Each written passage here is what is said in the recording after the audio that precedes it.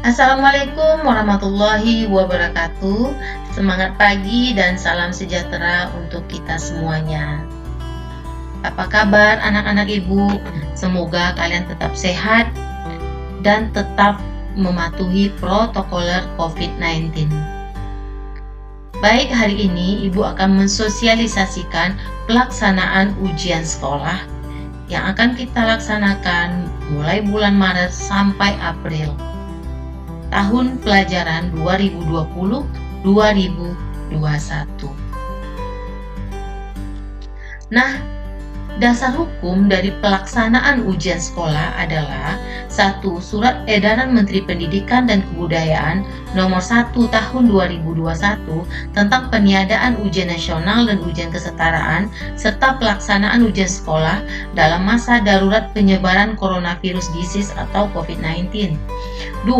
Surat Edaran Kepala Dinas Pendidikan Nomor 800 Disdik 1.3/2021-2723 tentang pelaksanaan ujian sekolah, kelulusan peserta didik dan kenaikan kelas pada satuan pendidikan SMA, SMK, dan SLB di Provinsi Riau tahun ajaran 2020-2021.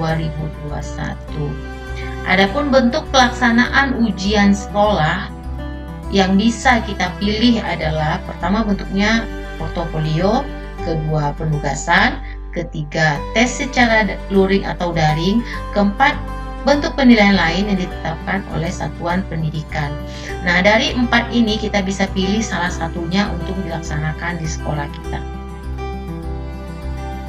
Baik, pelaksanaan ujian sekolah ini itu dijadwalkan mulai tanggal 1 April sampai 10 April 2021. Tentunya ini pelaksanaan untuk tes luring atau daring. Tetapi karena kita memilih untuk proyek, maka pelaksanaannya tentu membutuhkan waktu yang lebih panjang. Persyaratan dari anak-anak ibu untuk mengikuti ujian sekolah adalah pertama telah berada pada tahun terakhir jenjang satuan pendidikan, memiliki NISN dan terdaftar dalam Dapodik Satuan Pendidikan. 2. Memiliki laporan penilaian hasil belajar lengkap untuk seluruh program pembelajaran yang telah ditempuh pada jenjang pendidikan tersebut. Ketiga, telah menyelesaikan seluruh mata pelajaran yang dipersyaratkan bagi satuan pendidikan yang menerapkan sistem kredit semester. Nah, untuk kelulusan peserta didik, yaitu kelulusan ditetapkan oleh masing-masing satuan pendidikan atau program pendidikan. Peserta dinyatakan lulus dari satuan pendidikan setelah 1. Menyelesaikan program pembelajaran di masa pandemi COVID-19 yang dibuktikan dengan rapor setiap semester. 2. Memperoleh nilai sikap atau perilaku minimal baik. Ketiga, mengikuti ujian yang diselenggarakan oleh satuan pendidikan. Nah, untuk jadwal rapat penentuan kelulusan dan pengumuman kelulusan peserta didik akan disampaikan kemudian. Bagaimanakah teknis pelaksanaan ujian sekolah di SMK Negeri Pertanian Terpadu Provinsi Riau? Nah, ini dia. Pelaksanaan ujian sekolah kita melakukan dengan penugasan proyek kepada peserta didik kelas 12. Adapun proyek yang harus dikerjakan yaitu ada 3. 1. Proyek di tingkat kompetensi keahlian, kedua proyek sains, ketiga proyek budaya dan pendidikan karakter. 1. Proyek kompetensi keahlian. Di sini merupakan kolaborasi antara kompetensi keahlian, dasar-dasar kompetensi keahlian, bahasa Indonesia, bahasa Inggris, bahasa Jepang, dan Sindiji. Project Sains, kolaborasi antara mapel, matematika, fisika, kimia, biologi. Project budaya dan pendidikan karakter, ada mapel agama, PKN, seni budaya, PJOK, dan BMR.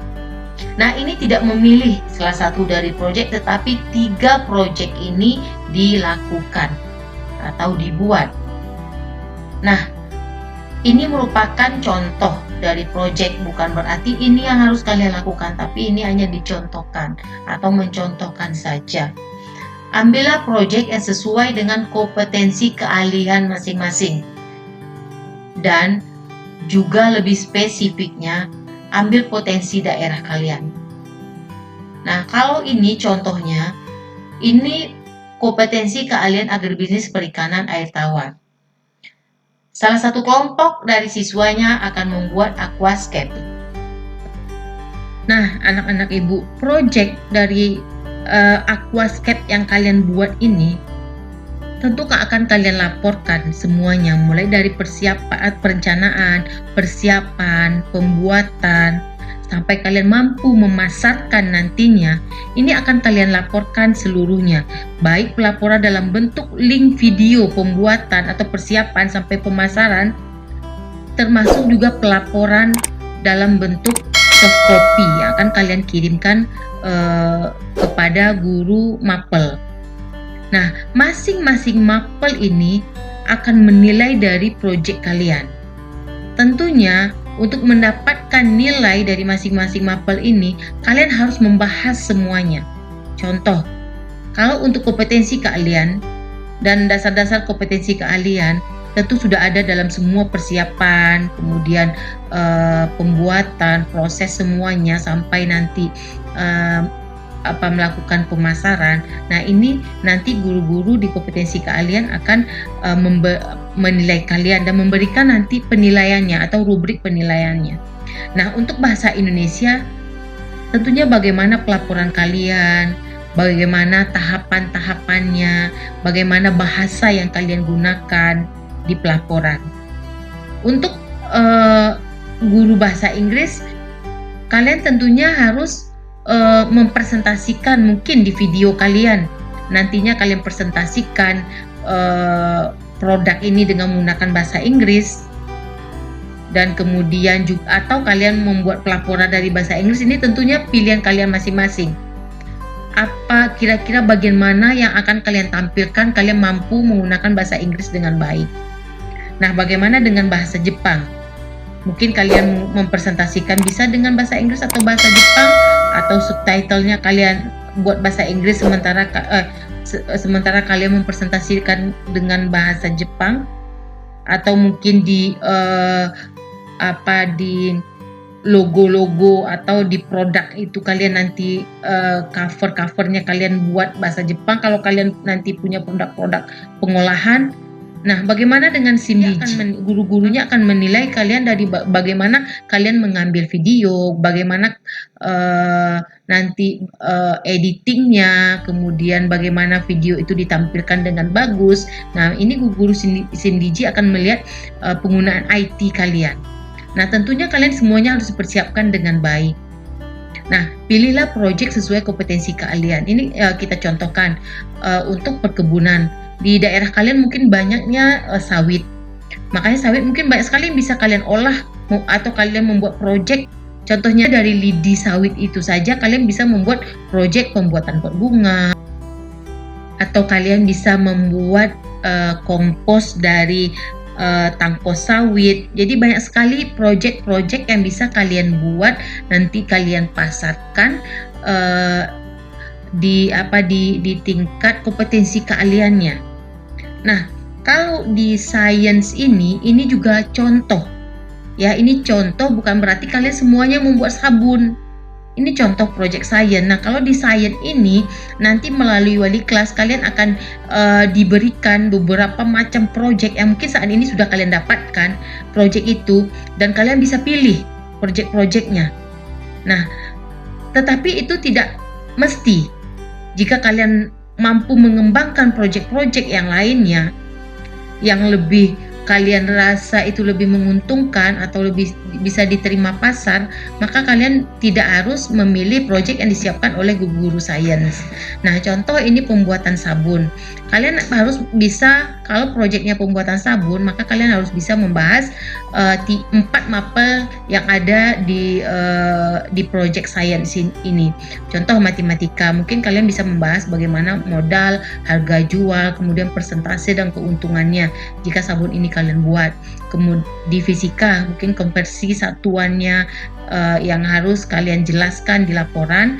Biologi, bagaimana bahan pembuatannya, ada kebermanfaatan dari sabun yang kalian hasilkan. Kimia bisa kalian bahas komposisi zat kimia yang digunakan, kemudian reaksi yang terjadi. Nah, itu untuk project science. Banyak sekali project-project yang bisa kalian lakukan untuk science. Baik, untuk project karakter dan budaya itu boleh kalian buat film pendek mengenai sejarah-sejarah dari suatu daerah, kemudian juga kalian angkat budaya-budaya dari satu daerah, contohnya kayak Istana Siak, Silancang, dan berbagai macam sejarah-sejarah yang bisa kalian angkat. Kemudian juga musikalisasi puisi juga bisa kalian tampilkan. Nah, ini nanti guru sejarah akan melihat atau menilai dari proyek kalian, dari sejarah-sejarah yang kalian angkat. Terus guru seni budaya dan BMR menilai dari akting, kemudian nilai-nilai budaya. Penjas menilai dari olah tubuh, gerak, dan PKN dan agama nanti akan lihat pesan-pesan moral dari film pendek yang kalian jadikan project. Nah, jadi anak-anak ibu nggak usah bingung, jadi lakukan dan buatlah, rencanakan dengan baik.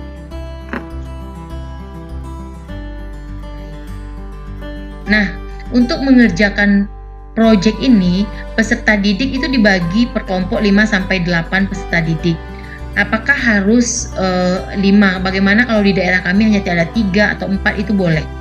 Jadi sekali lagi itu boleh. Ini hanya untuk panduan saja. Jika di daerah kalian kami hanya bertiga satu kampung atau hanya berdua, silahkan kalian buat project. Dan kemudian guru akan memberikan kisi-kisi dari project itu kepada peserta didik. Project dilaksanakan mulai bulan Maret, terakhir pengumpulan 10 April ke guru mapel masing-masing. Artinya setelah kalian mendapatkan rubrik dari guru, setelah video sosialisasi ini sampai kepada kalian sudah menyusun kelompok, sudah mulai merancang project yang akan kalian lakukan. Yang keempat,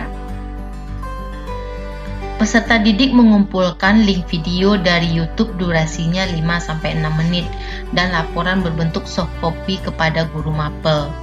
Nah, jadi project kalian itu yang sudah kalian presentasikan dan kalian buat dalam bentuk video, masukkan dulu ke YouTube masing-masing dan dengan durasi 5-6 menit. Nah, kemudian linknya yang kalian berikan kepada guru mapel dan juga soft copy dari pelaporan. Yang kelima, guru akan memberikan rubrik penilaian project masing-masing. Jadi anak-anak ibu, nanti semua guru mapel akan memberikan rubrik penilaian project tersebut.